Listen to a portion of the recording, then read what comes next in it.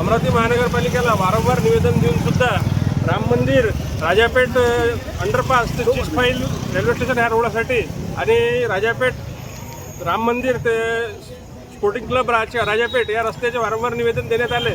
पण 4-5 निवेदन दिल्यानंतर सुद्धा महानगरपालिकेने दिवाळीच्या अगोदर कोणतेही काम केले नाही.